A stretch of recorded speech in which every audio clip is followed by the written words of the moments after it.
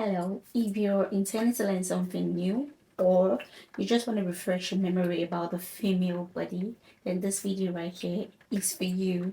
Let's talk about vagina and vulva. The vagina sometimes is often confused with the vulva. Meanwhile, the vagina is just a small part. Not really a small part, but it is a small part of the external genitalia of a female body. The vulva itself is the major external genitalia of a female body. In today's video, we'll be describing the vagina and the vulva. We'll also be talking about some few facts about the vagina. We'll also be talking about the differences between the vagina and the vulva to stop all this confusion that goes on in the minds of female and young adults and male. And yeah, also just talk about a few conditions that may affect the vagina and the vulva. Okay, without wasting much of our time, click the like button, turn on the notification bell, and make sure you subscribe to my channel. Guys, you know you better watch out. Alright, so let's talk about the vagina real quickly. Let's dissect some things here that some of us do not know about. Vagina is an elastic muscular tube. This tube extends from the external opening within the vulva up to the cervix, which is the opening of the womb. Don't worry, I'm not speaking gibberish. I'll dissect this in a bit, okay? Now, the vagina is only a small part of a bigger picture. Just look at it. Think of it that way. That is a small part of a major picture, which is the vulva. Now, we've talked about the vagina, right? Now, let's dissect the vulva. The vulva on its own is used to describe all of the external female organ. You see, the vagina is just a small part of the bigger picture, which is the vulva. Meanwhile, the vulva is used to describe all of the parts of the female external organ.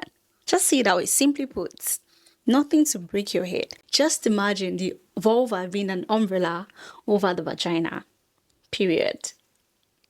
Are we getting it now? Going back to what vagina does. The vagina is a small part, like I said, but it serves very big purposes. The vagina plays a role in childbirth. It plays a role in pregnancy, in sexual intercourse, as well as menstruation. You see, it's a small part, but it plays big roles. Now that we've talked about what the vagina is, we're talking about what the vulva is.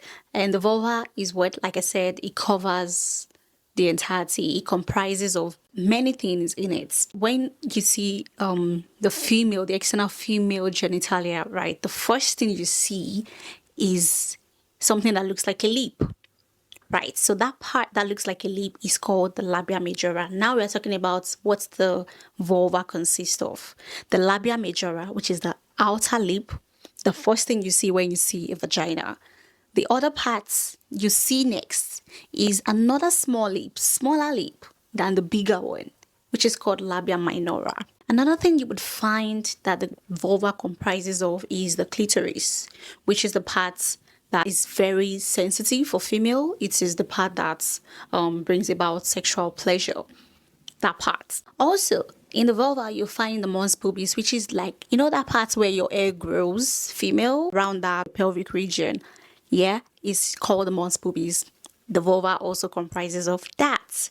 Right. The vulva also comprises of the urethral opening. You find the urethral opening just beneath the clitoris, and then you find the vaginal opening just below the urethral opening. So these are the things altogether that the vulva comprises of. So stop confusing the vagina with the vulva. The vulva is the major part, is the whole umbrella, whereas vagina is a part of it, a small part of it.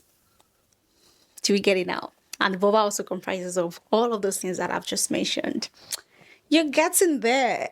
So I don't want to see anybody confusing. I've got a vagina, this. Meanwhile, you're talking about the vulva. Fun fact about the vagina is that the vagina on its own self-cleans itself. So you hear people telling you, oh, don't wash your vagina with soap and water. Do not wash your vagina with soap and water, truly, because the vagina contains some bacteria that are healthy, that helps to prevent infection. So putting in things that's like scented soaps or this or that to wash your vagina is, as a result, killing those bacteria that are good, that helps prevent infection in your vagina. So you don't want to do that to yourself. So do not clean your vagina, because what the vagina is self-cleaning on its own. It cleans on its own because it's got all those organisms, this bacteria that helps to prevent it from infection. So do not do that. So the only thing that is safe for you to wash actually is your vulva.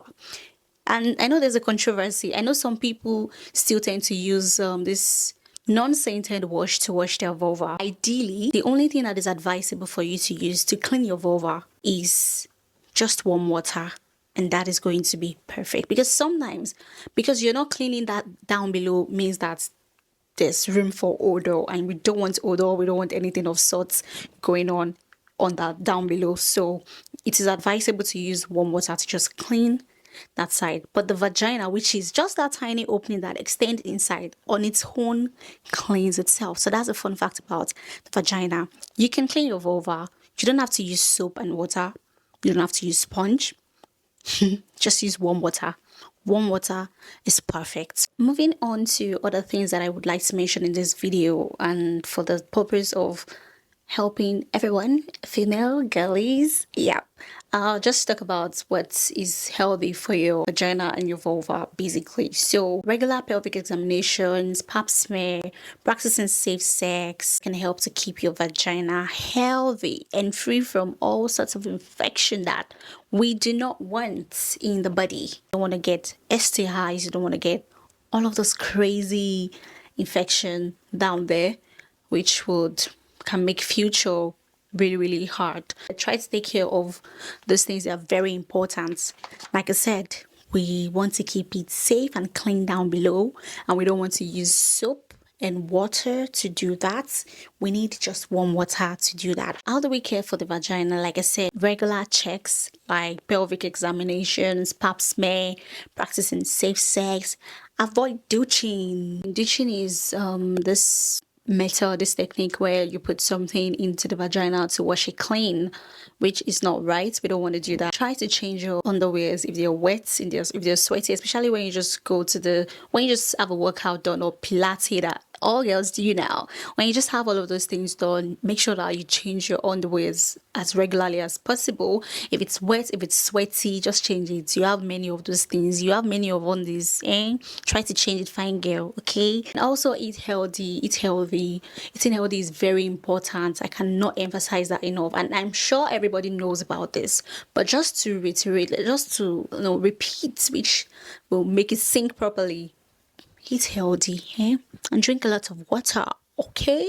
When you're going to that store to purchase your underwear, make sure you're buying a cotton brand. I beg of you, buy cotton, because they are more breathable. They will allow down there to breathe properly without having to harbor anything that is not meant to be down below. When you're also cleaning the vulva, like I said, warm water, and make sure you're cleaning from front to back.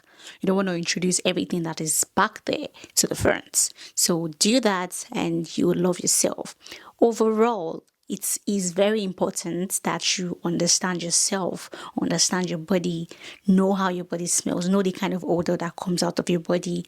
This would help you to detect anything that is amiss, so you can quickly get yourself to a physician, to any healthcare, so to run all those tests properly to be able to confirm what is going on. Self-awareness is very key to your overall body and hygiene and well-being. All right, so let's now talk about the conditions that can affect the vagina or the vulva. Number one on my list is vaginitis, which is the most common vaginal condition. Vaginitis is just an inflammation of or infection of the vagina, basically. This can be caused by an overgrowth of bacteria in there. Like I said, there are good bacteria in the vagina that helps to clean the vagina and prevent it from, having infection. But when that place is not clean, when you're not cleaning the right way, you're not practicing all those things I've mentioned earlier, you're not doing them right, you're not caring for your vagina properly, it can lead to vaginitis, which is infection and inflammation, or inflammation of the vagina. And this happens because there's an overgrowth of bacteria or fungi in the vagina. We don't want the bad bacteria. We want the good one that helps to prevent the vagina and keep it safe and healthy. There's battling cysts, there's chlamydia. These are like different kind of infections. There's gonorrhea, there's syphilis, so many things. And the bigger ones like vaginal cancer, like vulva cancer. All of these are vagina and vulva conditions. They are things that can be prevented if you take caution. You don't want to not take caution and then go ahead having all of these infections or even cancer. No one wants to deal with that. I know they are crazy, but we can always prevent these things by doing these regular checkups, because when you go for these checkups, they can be able to determine what is wrong earlier. They can detect signs of these infections that sometimes they are there, you don't even know because you're not presenting with any symptoms. But going for regular checks like pelvic examination, like I've said, like pap smear, this can help to detect any signs of any infection or even cancer early and treat it early. Okay, now that we've enjoyed this topic, I hope that I've been able to give you the quick gist. And I know that from today onwards, you're not mistaking the vagina for the vulva, okay? We now know the differences between these two beautiful parts of us female. So if you're a male and you're watching this video, please share with your sisters, your mom, your female friends, and let everybody be educated about these things. I know it looks like it's something that everybody should know or everybody knows, but sometimes we just need the information. And another information is like out there. If you find this video, I'm sure it's going to help out as well to boost your knowledge about these things that I've just mentioned and share it with everyone just to be educated. All right, thank you for joining me in this video today. I hope that it's been a great session. It's been a great topic we've just learned about, and let me know in the comment section if there's anything else you want me to talk about health wise, so that I can, you know, dissect it in a way that you would understand better. All right, see you in my next video. Till then, stay safe, dears. Mwah.